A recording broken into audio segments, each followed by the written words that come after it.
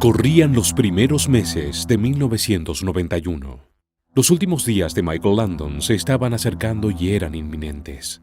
Estos fueron muy duros, sobre todo luego de su adicción al alcohol y el uso exagerado de tranquilizantes que hicieron que su salud se deteriore. La verdad era que el cuerpo de Landon estaba por apagarse. Una de sus últimas peores noticias fue el 5 de abril de 1991, día donde fue diagnosticado de cáncer de páncreas, el cual ya había producido metástasis hacia el hígado y los ganglios linfáticos. El cáncer era inoperable y el pronóstico médico era terminal. El 21 de mayo de 1991, Landon fue operado con éxito de un coágulo de sangre que casi le costó la pierna izquierda, pero no todas eran buenas noticias. Antes de su despedida, una de las últimas personas que lo fue a ver fue Melissa Gilbert, quien actuaba como su hija Laura en la familia Ingalls. Y es que sí, fuera de las cámaras, fueron muy amigos. Cuando ella entró a la habitación donde se encontraba Landon, no pudo evitar su asombro. Él estaba verdaderamente debilitado. Había bajado varios kilos y presentaba una fragilidad totalmente diferente a lo que se veía en los años de oro del actor. Tenía en ese momento 54 años y su cabello ya estaba blanco y su piel gris. Según Melissa, era como si su color se hubiese desvanecido. Y de esta forma, el 1 de julio de 1991, nos dejó para siempre el recordado actor Michael Landon.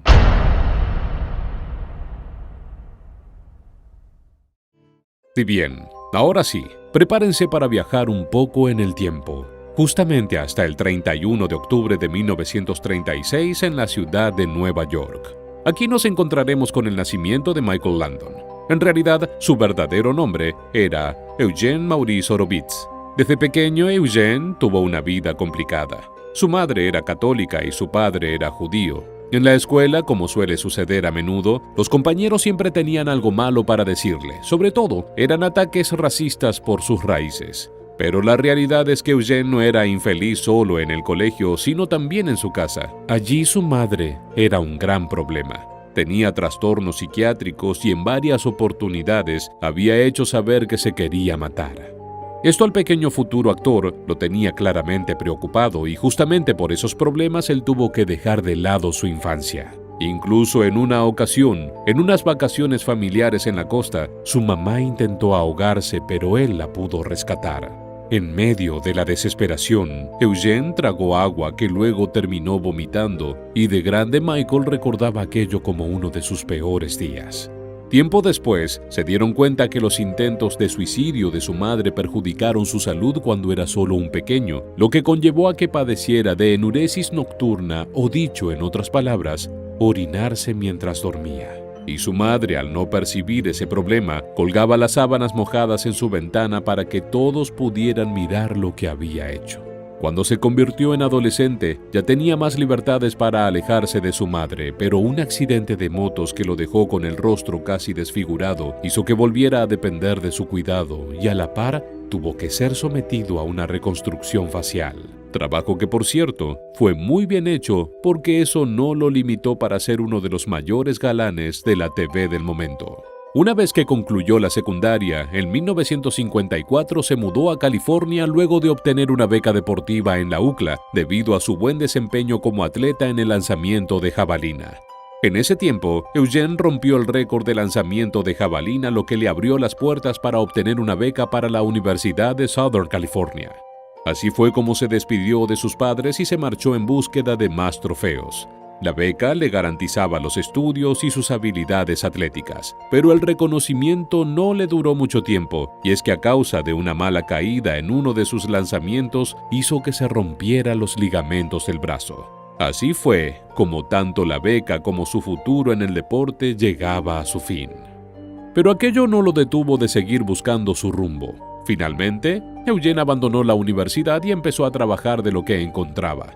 A sus 20 años conoció a Dodie Levy Fraser. Ella fue su primera esposa con quien se casó en 1956. La pareja tuvo 3 hijos juntos. El primero de ellos fue Mark Fraser Landon. Mark no era el hijo biológico del actor, pero él lo adoptó y lo crió como si fuera suyo. El segundo hijo fue Josh, quien también lo adoptó como si fuera suyo. y el tercero fue Jason Samuel Landon Smith, pero ya va a haber tiempo más adelante para hablar de su enorme cantidad de hijos, ya que es el momento de dar otro salto en el tiempo hasta 1955, año en el que estaba acercándose uno de los mejores momentos de su vida. Y es que ya en aquella época, Eugene comenzó a hacer pequeñas apariciones en avisos publicitarios y algunos papeles secundarios en películas pequeñas. Pero había un problema, y es que a él no le gustaba su nombre. De manera que pensó en cambiárselo y recordó cómo su madre una vez había abierto la Biblia y posó su dedo en cualquier versículo para saber qué le decía Dios. Por eso la imitó, pero con una guía telefónica. La abrió y apoyó su dedo en un nombre. Sí. De esta forma, nacía el admirable y reconocido actor Michael Landon. Lo pronunció fuerte y desde el primer momento supo que era para él.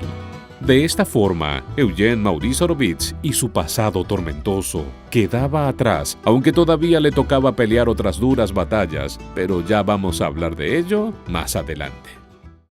Ya como Michael, sobrevivió aceptando roles pequeños. Pero ya en el año 1959, todo cambiaría.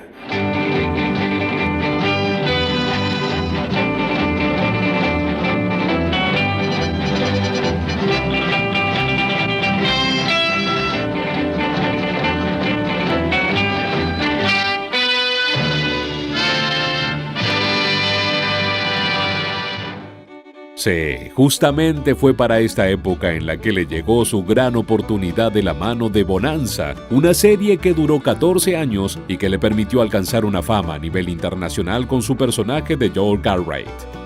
Seguro aquí hay muchos de ustedes que recuerden esta serie o recuerden cómo sus padres o abuelos se entretenían viéndola.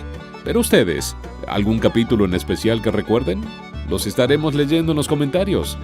Pero bien, continuando con su historia, mientras que con una mano sostenía el éxito, el amor volvía a él luego de separarse de su primera mujer. Fue entonces cuando conoció y se casó con Marjorie Lynn Know, con quien tuvo 4 hijos. Una niña llamada Leslie Ann Landon. Justamente ella aparece en la familia Ingalls como el personaje Etta Plum, pero lejos del amor que sentía por la carrera de su padre, dejó la actuación de lado para luego convertirse en psicóloga clínica. Michael Landon Jr. fue el siguiente. Cuando era joven, apareció tanto en Bonanza y en La Casa de la Pradera. Pero a diferencia con su hermana, Michael Landon Jr. eligió una carrera en la industria del entretenimiento y es respetado al día de hoy por su trabajo como escritor, productor y director. Su trabajo más famoso fue la película y serie de televisión Hallmark, conocida como When Calls the Heart. Shona Like Landon llegó luego, pero no le atraía el entretenimiento y se dedicó al sector inmobiliario en Los Ángeles. Christopher Ball Landon fue el último integrante de esa familia. Fue un guionista exitoso, productor y también director. Sin embargo, la pareja de Landon y Marjorie llegó hasta el año 1980. Pero no nos adelantemos todavía, y es que ya vamos a llegar a esa interesante parte de su historia. Pero bien, como les seguía contando, en el momento donde Bonanza estaba en su apogeo, él podía darse los lujos que quisiera porque estaba muy bien económicamente hablando. Ahí fue cuando las adicciones aparecieron en su carrera. El alcohol y los tranquilizantes habían llegado para quedarse un buen tiempo. Michael era un hombre muy observador y no podía quedarse quieto un segundo. Así fue como sus impulsos lo llevaron a deseos de aprender más, de manera que comenzó a observar el trabajo de los guionistas y ayudó a escribir algunos textos y así terminó dirigiendo varios episodios. Pero finalmente, y tristemente para muchos, luego de 14 años, Bonanza llegó a su fin.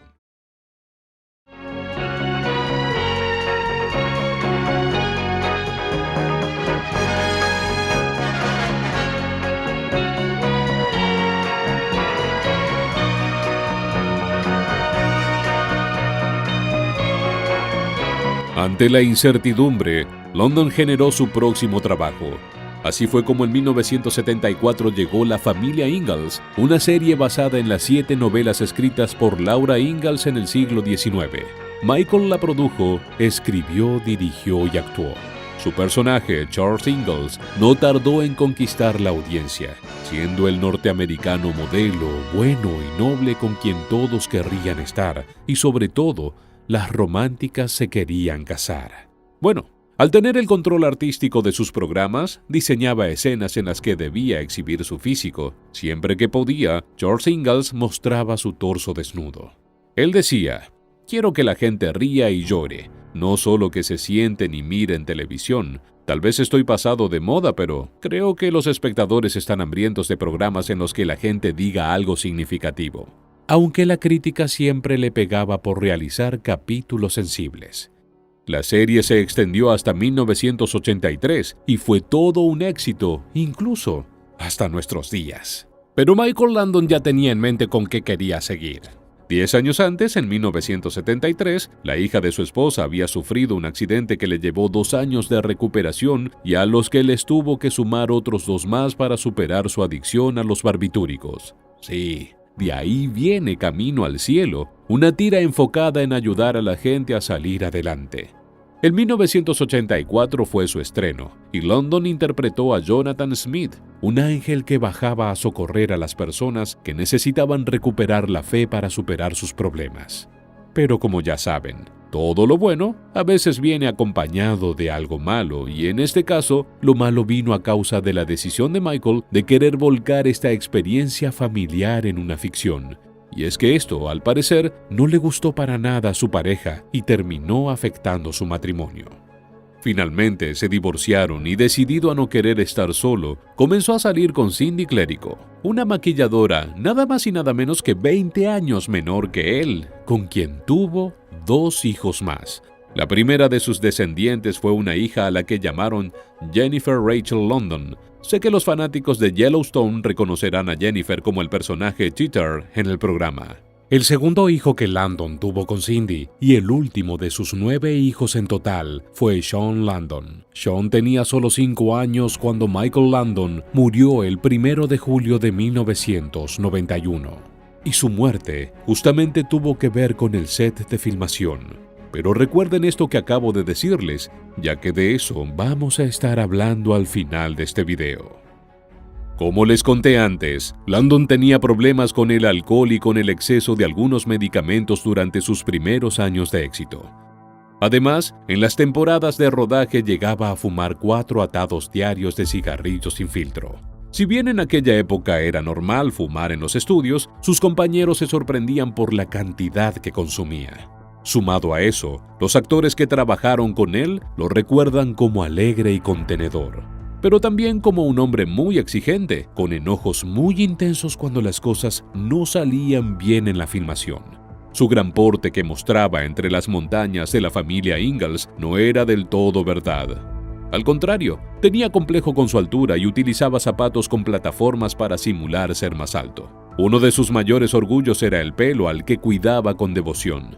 Eran peinados muy detallistas que le costaban varias horas de trabajo antes de cada día de rodaje.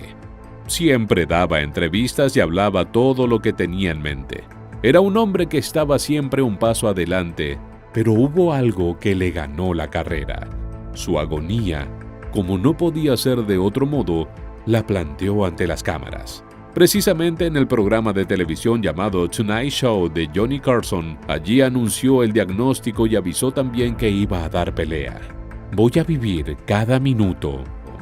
Si bien él se mostraba entero y de buen humor, la noticia conmocionó al ambiente. Muchos decían que presentarse en ese programa fue exhibicionismo, pero no, ya que la noticia de su enfermedad ya se había filtrado antes a los medios. De esa manera, cayeron los rumores, las especulaciones y las guardias periodísticas que lo seguían todo el tiempo, pero que a la vez hicieron que sus últimos días los pasara finalmente en paz. Como les adelanté al inicio del video, sus últimos días los pasó en su hogar. Las adicciones le costaron la vida a los 54 años tras determinarse que tenía cáncer de páncreas. Esa enfermedad le fue diagnosticada el 5 de abril de 1991. Para esa sentencia, le dijeron que el cáncer estaba muy avanzado y había producido metástasis hacia el hígado y los ganglios linfáticos. Sí, como ya imaginan, aquello era inoperable y el pronóstico médico era terminal.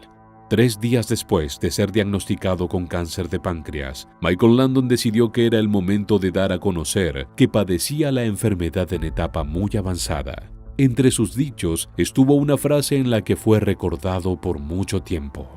2 cosas me pueden ocurrir, que gane o que pierda, y estoy preparado para las 2 cosas.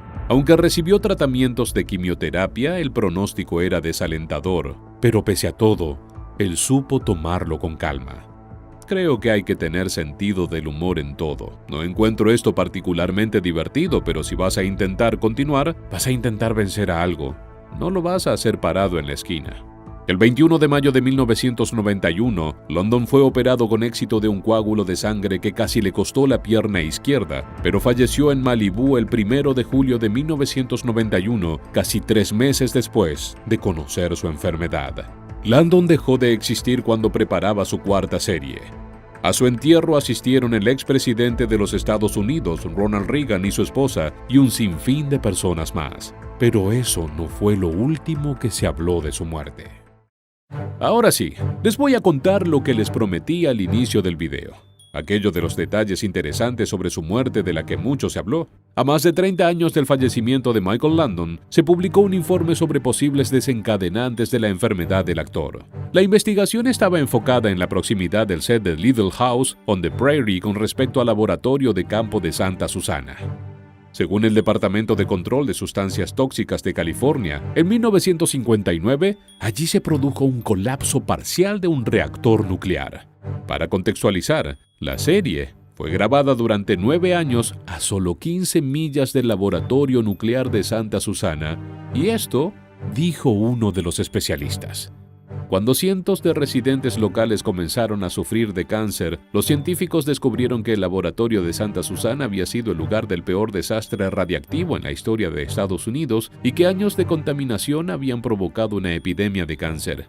Como resultado del avance de la cantidad de casos de cáncer, se realizaron numerosos estudios en la zona.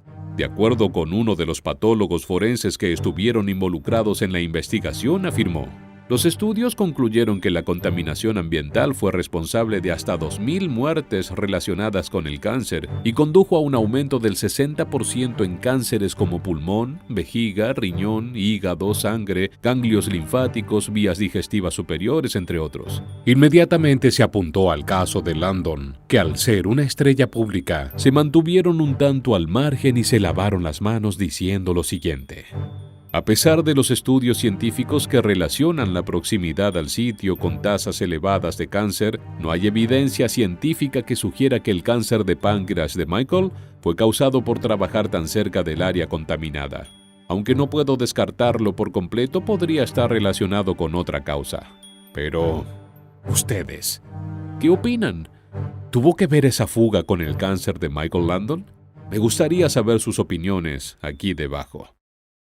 Pero bien, pese a todo lo que se haya dicho, de algo que sí estamos completamente seguros, es que Michael fue un impecable actor que supo ganarse el corazón, sobre todo de las mujeres de su época, pero que con el correr del tiempo también fue querido y recordado por 3 generaciones distintas que lo vieron brillar mucho más. Incluso, aún hoy su estrella no se ha apagado, sino que sigue viva en nuestros recuerdos. And you will find me time after time. If you fall, I will catch you. I'll be waiting time after time. If you lost, you can't. Pero bien, hasta acá el video de hoy.